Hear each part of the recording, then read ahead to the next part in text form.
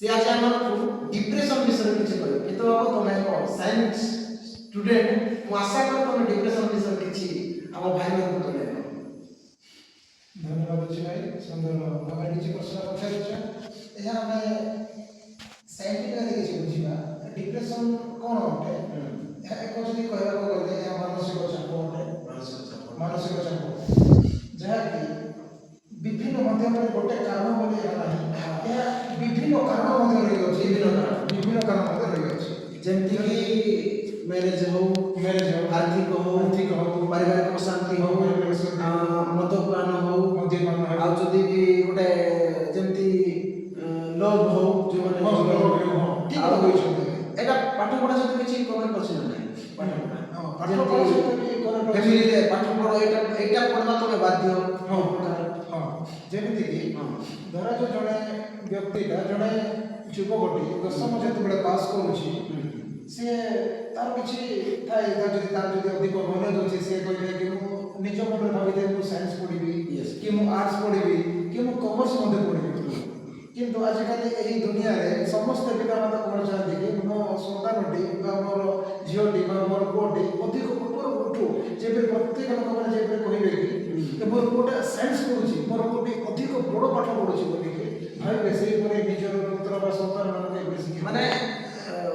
दुनिया को प्रेजेंट करा पर जाउ कि मो को अधिक भल पाठ पढ़ुची तेणु तार एत भल नॉलेज न थे गणित बा साइंस बारे एत नॉलेज न थे तथापि पितामाता को भय कर से कौन करती पढ़ी था साइंस पाठ पढ़ी था किंतु साइंस पाठ जो पढ़ा यह साहित्य बड़ी नुहे यह एक अधिक साइंस पाठ पढ़ी जड़े इंजीनियर कहते वैज्ञानिक मैंने कहते डॉक्टर कहते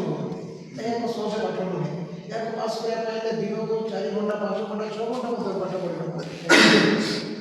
तापर जदि सेमिति पाठ तार नॉलेज जदि हेउना ताद्वारा कौन है अधिक चिंता करी मु किपरि पाठ पास करी मु किपरि एग्जाम को क्लियर करी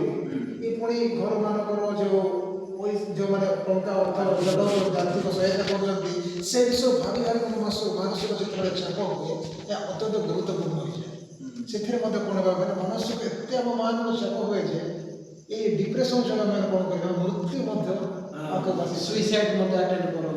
तापर आउ गोटे विषय होची तारने दशम परीक्षा एग्जाम जेतेबेले पोस्ट एग्जाम देले पितामाता बाध्यतार समय पड़ी पाठ जेतेबेले कम मार्क आसे घरे कहबे ना माने एते आर्थिक साहाय्य करते कि आर्थिक वास्तव पढ़ले ता जो मते कोन करते पिला माने या को कोन पास होबे मो की परी पितामाता को मो देखि मो लज्जा अनुसार मते को माने सुइसाइड मते करिता यार किछि भी यार अछि अछि डपाइन माने अछि ता जगो एहा ता इतिहास होते देखिबा द्वारा जो आमे माने देखिते आमे जने परम घाट वीडियो जने देखे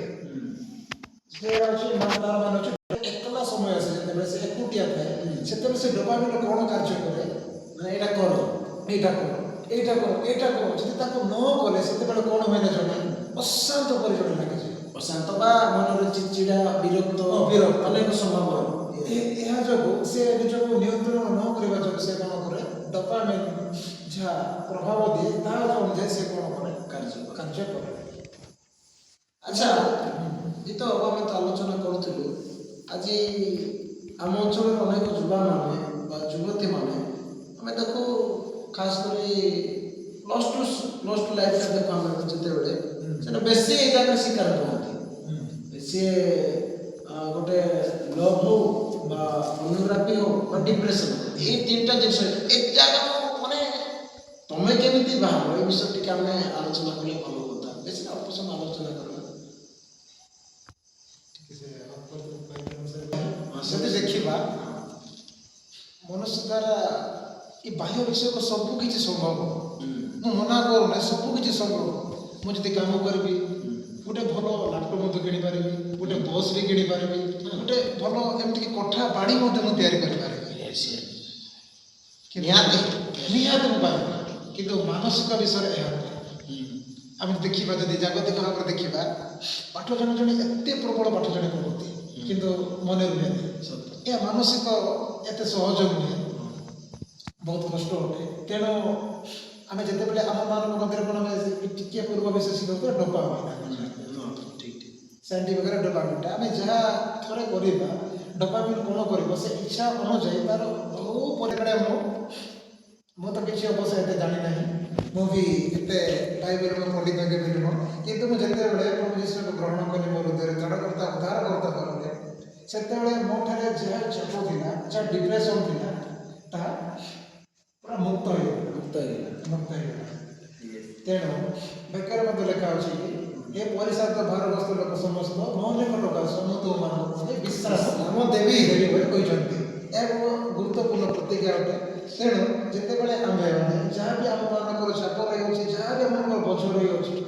ଯିବା ଅବସ୍ଥା ଅଛୁ, ତେଣୁ ନିହାତି ଭାବରେ କିଛି ବୋଝ ଥିବ। ପିତାମାତାଙ୍କର ବୋଝ, ମୁଁ କିପରି ଆଗକୁ ପାଠ ପଢ଼ିବି, କିପରି ମୁଁ ଭଲ ଗୋଟେ ଜବ୍ କରିବି, କିପରି ଅନେକ ବିଷୟ ମଧ୍ୟ ରହିଅଛି, କିପରି ମୋ ସୁନ୍ଦର ମୋ ପାଇଁ ମୋତେ ଏକ